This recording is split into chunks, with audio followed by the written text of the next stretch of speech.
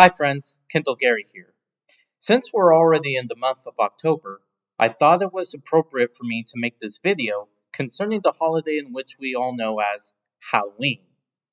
It's no surprise, like every other holiday, that Halloween comes around once every year. And of course, the main question for this short video is, should Christians celebrate Halloween? To be straightforward, I strongly believe that the answer is no. Now, it wouldn't do any of us good if I didn't tell you the reasons for why, and just where the holiday itself originated from. Halloween is obviously a day that focuses on the dark and macabre, associated with ghosts and spirits, witchcraft, the undead like vampires and zombies, horror icons like serial killers and demons, depictions of death and the grave, and above all else, an opportunity for kids to get cavities the next day. But for any Christian who is well acquainted with the scriptures, you should understand why this holiday stands against everything that God's people believes in. And if not, get acquainted with the word, friends. Now, what I'm going to do in this video is give you a brief history lesson of where Halloween came from, what the holiday stands for, and the truth behind many of the practices that come with it, from bobbing for apples to, of course, trick-or-treating. Halloween originates from the Celtic festival known as Samhain, and although it doesn't sound like the way it should, that's just good old Gaelic. The festival, of course, occurred on October 31st, before the Celtic New Year on November the 1st. And this was between the end of summer with its harvest time and the beginning of winter with its freezing cold. The Celts believed that during this time, the boundary between the world of the living and the world of the dead became blurred, allowing for the spirits of the dead to return to the land of the living. While there was fear that these spirits of the dead could do harm to people or crops, the Celts decided to celebrate this event with the following practices that I'm now going to address. One of the things that was annually done in commemoration to Samhain was the building of bonfires. Now, when you think of bonfires, you're more likely to think of cookouts or camping trips. But the word bonfire originally means bone fire. The Druids, or pagan Celtic priests, would build these fires where the animals and crops that people sacrificed were burned as offerings to the gods of their religion, as well as to keep evil spirits at bay and perhaps guide souls of the departed to the afterlife. Another activity in this ritual was the wearing of costumes, and the costumes that they wore were not polyester.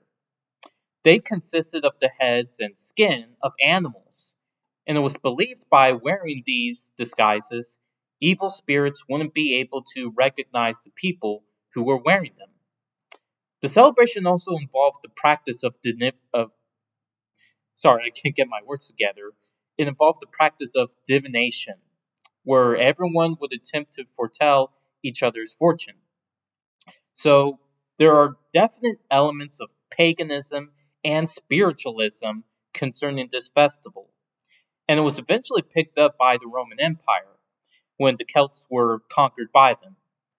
One of the similarities with Samhain and the Roman festival dedicated to the goddess Pomona is the apple, believed by the Celtics as a symbol of fertility and abundance, and believed by the Romans as a symbol of Pomona herself, as well as a symbol of love.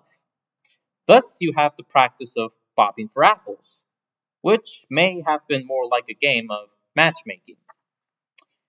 Then, the Celtic festival was picked up by the Roman Catholic Church, where it was, like many other festivals and practices, Christianized as a day in honor of the saints and martyrs of Christianity. Thus, October 31st came to be known as All Hallows Eve, since November the 1st was made into All Hallows Day or All Saints Day. And after that comes All Souls Day, where, and I'm not sure if they still do this or not, but bonfires were made and people would dress up like saints, angels, or even devils. Now, why in the world would any Christian want to dress up like the devil? One more quick fact. The Hispanic holiday, Dia de los Muertos, or the Day of the Dead, is celebrated on the same days as November the 1st and 2nd. Another question that someone might want the answer to is, where did the practice of carving pumpkins into jack-o'-lanterns come from? Well, the answer for that question takes us back to Ireland. And the practice is believed to have derived from the legend of a man named Stingy Jack. According to this legend, whose main character lived up to the name Stingy, Jack invited the devil, of all people, to have a drink with him. And unwilling to pay for his own drink, he convinced the devil to turn himself into a coin to pay for both of their drinks. Unfortunately for Satan, Jack placed him in the pocket next to he placed him in his pocket next to a silver cross, preventing the devil from changing back to his true form.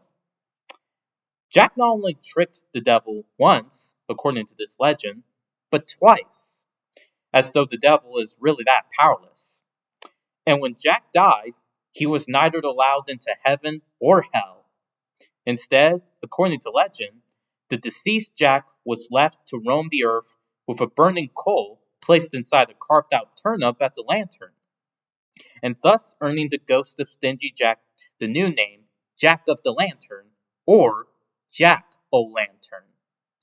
Thus, the purpose for someone to make their own jack-o'-lanterns and place them at the door or window was supposedly to scare Stingy Jack's ghost away, and perhaps other evil spirits as well, kind of like a gargoyle on top of a building. Finally, what about the practice of trick-or-treating? Same festival, same time, same channel. According to tradition, to keep unwelcome spirits from entering their houses, people would place bowls of food outside of the house to appease the spirits and thus keep them away. When this tradition was picked up by the medieval church, designated to All Souls Day on November the 2nd, it became a practice where poor people visited the houses of much wealthier people and would receive soul cakes in exchange for the prayers for the household's dead relatives. Then, as time goes by, children start going door to door asking for food, money, and even ale. And back in Ireland, as well as Scotland, transitioned into singing songs, reading poems, joke telling, or tricks in place of praying for someone's dead relative. And today, it's all about the candy. Well, friends, before I close this message for today, I want to reiterate that Halloween is associated with a lot of things that the Bible speaks of in a negative way. First off, the Bible teaches that the dead are unconscious and will remain so until the second coming of Jesus. King Solomon says in Ecclesiastes 9, verse 5, "For the living know that they will die, but the dead know nothing, and they have no more reward, for the memory of them is forgotten."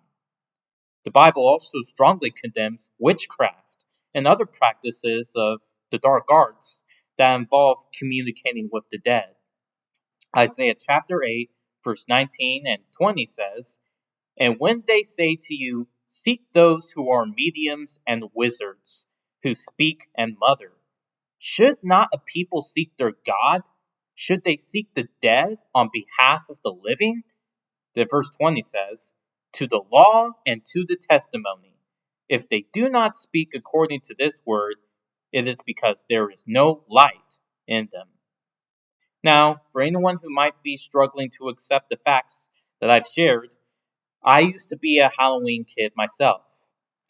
But now, knowing what the Bible says about death and spirits and witches, it's not a holiday that I get excited about anymore. Paul wrote in Ephesians 5 and verse 11, "And have no fellowship with the unfruitful works of darkness, but rather expose them." Now, in case anyone is wanting to ask, how should you respond if kids come to your door for trick-or-treating? Well, the one thing you shouldn't do is be an Ebenezer Scrooge and slam the door in their faces. And it's not the Christian thing to do. Now, if you are to be visited by trick-or-treaters, I encourage you to be wise about it and take it up with the Lord on what to do, because I really don't have all the answers. Well, friends, before I sign off here, I want to leave you all with a special treat, and without the tricks. And these are two websites that you can visit online. The first one is truthaboutdeath.com, where you can learn about what the Bible says about death and what happens after it. And the second website is ghosttruth.com, where you can learn about what the Bible really says about ghosts and spirits. Until then, stay close to Jesus, because he is the light of the world.